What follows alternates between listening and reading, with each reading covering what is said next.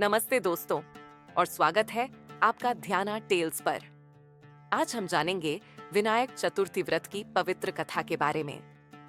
इस कथा के माध्यम से हम गणपति बप्पा की महिमा और इस व्रत के महत्व को समझेंगे। तो आइए शुरू करते हैं एक आध्यात्मिक यात्रा जो आपके जीवन में शक्ति और शांति लेकर आएगी।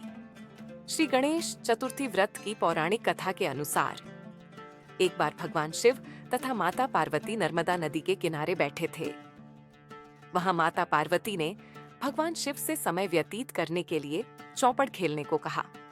शिव चौपड़ खेलने के लिए तैयार हो गए, परंतु इस खेल में हार जीत का फैसला कौन करेगा? यह प्रश्न उनके समक्ष उठा तो भगवान शिव ने कुछ तिनके एकत्रित कर उसका एक पुतला बनाकर उसकी प्राण प्रतिष्ठा कर दी और पुतले से कहा, बेटा, हम चौपड़ खेलना चाहते हैं, परंतु हमारी हार जीत का फैसला करने वाला कोई नहीं है। इसीलिए तुम बताना कि हम दोनों में से कौन हारा और कौन जीता। उसके बाद भगवान शिव और माता पार्वती का चौपड़ खेल शुरू हो गया। ये खेल 3 बार खेला गया और संयोग से तीनों बार माता पार्वती ही जीत गईं। खेल समाप्त होने के बाद बालक से हार जीत का फैसला करने के लिए कहा गया तो उस बालक ने महादेव को विजयी बताया। यह सुनकर माता पार्वती क्रोधित हो गईं और क्रोध में उन्होंने बालक को लंगड़ा होने, कीचड़ में पड़े रहने का श्राप दे दिया।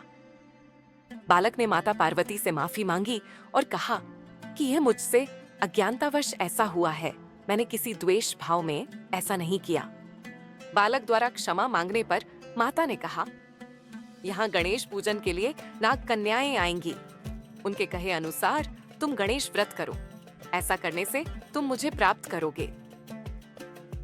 यह कहकर माता पार्वती शिव के साथ कैलाश पर्वत पर चली गईं। 1 वर्ष के बाद उस स्थान पर नाग कन्याएं आईं। तब नाग कन्याओं से श्री गणेश के व्रत की विधि मालूम करने पर उस बालक ने 21 दिन लगातार गणेश जी का व्रत किया।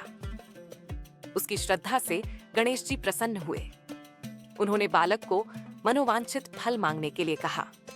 उस पर उस बालक ने कहा, हे विनायक, मुझ में इतनी शक्ति दीजिए कि मैं अपने पैरों से चलकर अपने माता पिता के साथ कैलाश पर्वत पर पहुंच सकूं और वे यह देख प्रसन्न हों।